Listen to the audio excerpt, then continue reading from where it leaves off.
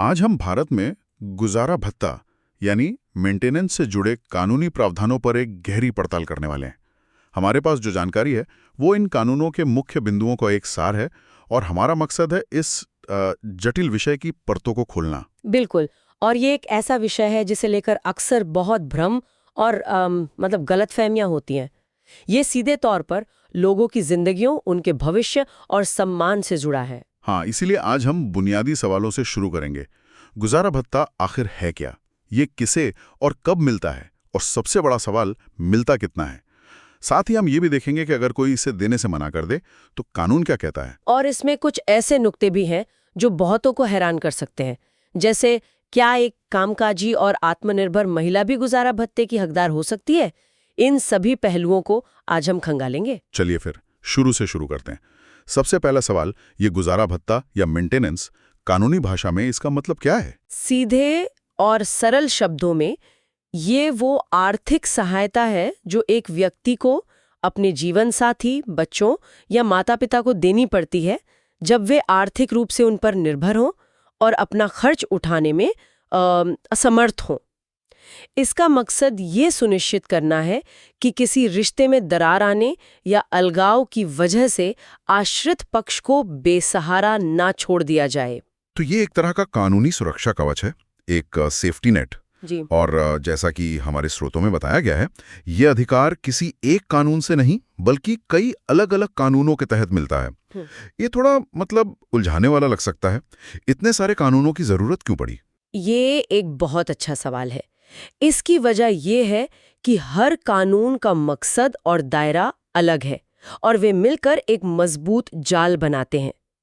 इसे 3 हिस्सों में देख सकते हैं। पहला, एक यूनिवर्सल या सबके लिए लागू होने वाला कानून है, जो है क्रिमिनल प्रोसीजर कोड की धारा 125 या नए कानून में BNSS की धारा 144। अच्छा, तो ये किसी भी धर्म के व्यक्ति पर लागू होता है? हाँ, ये सबसे तेज और आम रास्ता है, चाहे व्यक्ति किसी भी धर्म का हो। ठीक है, तो ये पहला स्तर हो गया। और बाकी के कानून? दूसरा स्तर है व्यक्तिगत या पर्सनल लॉ का, जो धर्म के हिसाब से बने हैं, जैसे हिंदू मैरिज एक्ट की धारा 24 और 25, जो खास तौर पर हिंदू पति पत्नी के बीच के मामलों को देखती हैं। और तीसरा? और फिर तीसरा स्तर है खास हालात के लिए बने कानूनों का, जैसे अगर घर में किसी भी तरह की हिंसा हुई है और इसमें आर्थिक दुर्व्यवहार भी शामिल है, तो घरेलू हिंसा अधिनियम 2005 के तहत भी मदद मिलती है। तो हर स्थिति के लिए एक रास्ता बनाया गया है। जानकारी में एक बहुत ही महत्वपूर्ण बात सामने आई है और मुझे लगता है ये कई लोगों के लिए नई होगी कि गुजारा भत्ता पाने के लिए तलाक होना जरूरी नहीं है। हाँ, ये एक बहुत बड़ी गलतफहमी है। कानून इस बात को समझता है कि आर्थिक जरूरतें सिर्फ तलाक के बाद ही पैदा नहीं होती हैं। अगर पति पत्नी अलग रह रहे हैं, उनके बीच रिश्ते ठीक नहीं है, तब भी जो पक्ष आर्थिक रूप से कमजोर है उसे सहारे की जरूरत पड़ सकती है। इसलिए कानून अलगाव की स्थिति में भी ये अधिकार देता है। तो ये दायरा काफी बड़ा है। अब आते हैं सवाल पे कि ये अधिकार असल में है किसका। सूची तो साफ है, पत्नी, नाबालिग बच्चे, कुछ मामलों में बालिग बच्चे और बुजुर्ग माता पिता। लेकिन इसमें जो सबसे दिलचस्प पहलू है वो पत्नी की पात्रता से जुड़ा है। बिल्कुल। अक्सर ये धारणा होती है कि अगर पत्नी काम कर रही है और कमा रही है तो उसे गुजारा भत्ता नहीं मिल सकता। लेकिन स्रोत कहते हैं कि कामकाजी पत्नी भी इसकी हकदार हो सकती है। लेकिन एक मिनट, क्या ये थोड़ा अनुचित नहीं लगता? अगर एक महिला खुद आत्मनिर्भर है, कमा रही है, तो फिर उसे पूर्व पति की कमाई से उसी लाइफस्टाइल को मेंटेन करने का हक क्यों मिलना चाहिए? आपकी बात में एक तर्क है और ये बहस अक्सर अदालतों में भी होती है। लेकिन यहाँ कानून का नजरिया सिर्फ गुजारा करने या बुनियादी जरूरतें पूरी करने से कहीं ज्यादा गहरा है।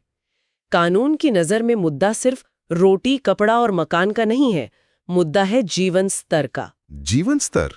इसे थोड़ा और समझाइए, इसका क्या मतलब है कानूनी संदर्भ में? बिल्कुल, इसे एक उदाहरण से समझते हैं।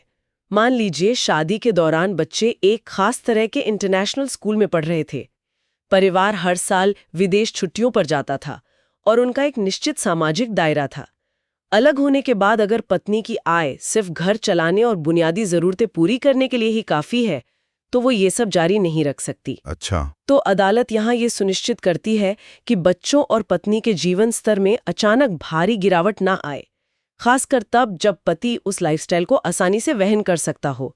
यहाँ मुद्दा जरूरत का नहीं, स्तर का है। अच्छा, तो ये उस अंतर को पाटने की कोशिश है ताकि अलगाव का असर आश्रित पक्ष के जीवन की गुणवत्ता पर बहुत ज्यादा ना पड़े। हाँ, लेकिन क्या इसकी कोई सीमा है? क्या कोई ऐसी स्थितियां भी हैं जब पत्नियां हक खो सकती है? हाँ, कानून यहाँ एक संतुलन बनाता है। स्रोत में 2 मुख्य शर्तें बताई गई हैं। पहली, अगर पत्नी बिना किसी ठोस और वाजिब कारण के पति से अलग रह रही है। यानी अगर उसने अपनी मर्जी से घर छोड़ा हो। हाँ, बिना किसी प्रताड़ना या मजबूत वजह के, तो अदालत उसे गुजारा भत्ता देने से मना कर सकती है। और दूसरी शर्त? और दूसरी शर्त है वैवाहिक रिश्ते में वफादारी की। अगर ये साबित हो जाता है कि पत्नी एडल्ट्री में है, यानी किसी और के साथ संबंध में है, तो वो अपना हक खो सकती है। ये दिखाता है कि कानून अधिकार देता है, लेकिन साथ ही कुछ जिम्मेदारियों की भी अपेक्षा करता है। तो एक बार जब ये तय हो जाता है कि कोई गुजारा भत्ते का हकदार है, तो जाहिर है अगला और सबसे बड़ा सवाल यही उठता है कि आखिर मिलेगा कितना? क्या इसका कोई तय फॉर्मूला है, कोई कैलकुलेटर है? काश ये इतना आसान होता, लेकिन नहीं। इसका कोई सीधा साधा गणितीय फॉर्मूला नहीं है।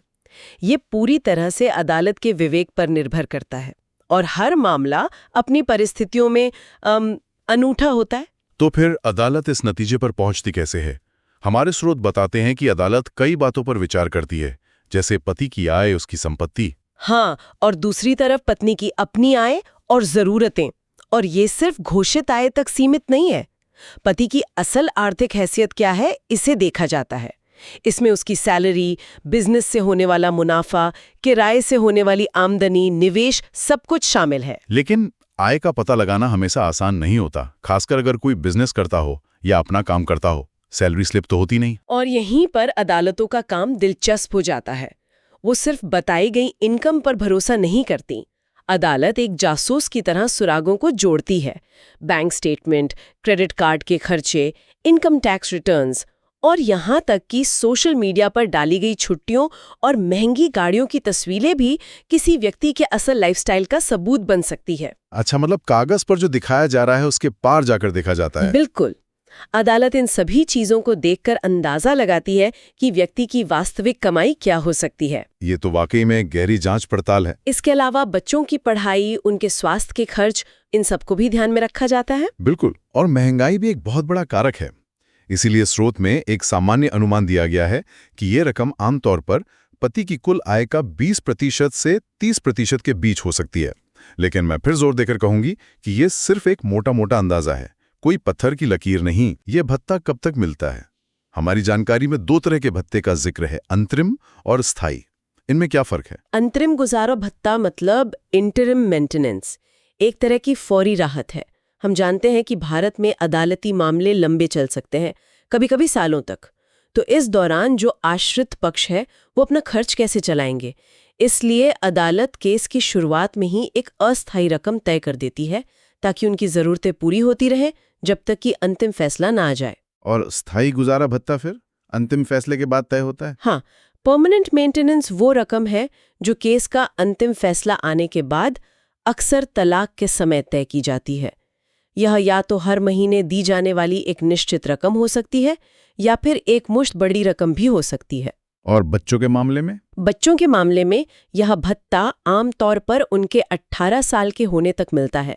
लेकिन अगर बच्चा आगे पढ़ाई कर रहा है या किसी वजह से आत्मनिर्भर नहीं है, तो यह भत्ता उसके बाद भी जारी रह सकता है। तो मान लीजिए अदालत ने ये सब प्रक्रिया पूरी करके एक आदेश दे दिया, लेकिन दूसरा पक्ष उसे मानने से ही इनकार कर दे।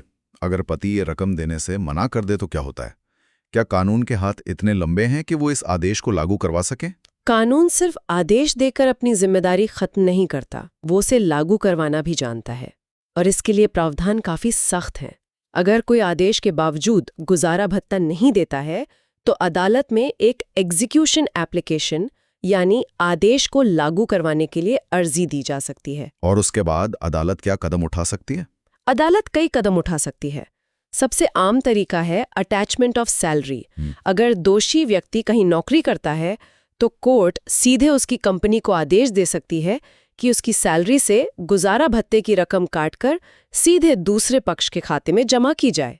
और अगर कोई नौकरी में ना हो, अपना बिजनेस करता हो तो उसकी चल या अचल संपत्ति जैसे बैंक अकाउंट, गाड़ी या घर को जब्त किया जा सकता है और उसे नीलाम करके बकाया रकम वसूली जा सकती है। और अगर इन सब के बाद भी वो व्यक्ति भुगतान नहीं करता? तब क्या होता है? तो अदालत उसे सिविल जेल भी भेज सकती है। जेल भी? मतलब ये सिर्फ एक सिविल मामला नहीं रह जाता, ये तो बहुत गंभीर परिणाम है। बिल्कुल, हर महीने का बकाया न चुकाने पर 1 महीने तक की सजा हो सकती है। तो इसे हल्के में बिल्कुल नहीं लिया जा सकता। कानून ये साफ संदेश देता है कि आप अपनी जिम्मेदारी से इस तरह भाग नहीं सकते। तो आज की इस पूरी चर्चा से कुछ बातें शीशे की तरह साफ हो जाती हैं। पहली, गुजारा भत्ता सिर्फ तलाक के बाद का मामला नहीं है, ये अलग रहते हुए भी मांगा जा सकता है। सही है, ये अलगाव के मुश्किल दौर में एक जरूरी आर्थिक संबल देता है। दूसरी, एक कामकाजी महिला भी इसकी हकदार हो सकती है, क्योंकि कानून का मकसद सिर्फ गुजारा चलाना नहीं, बल्कि एक सम्मानजनक जीवन स्तर को बनाए रखना है। यह आज के समाज की सच्चाइयों को स्वीकार करता है,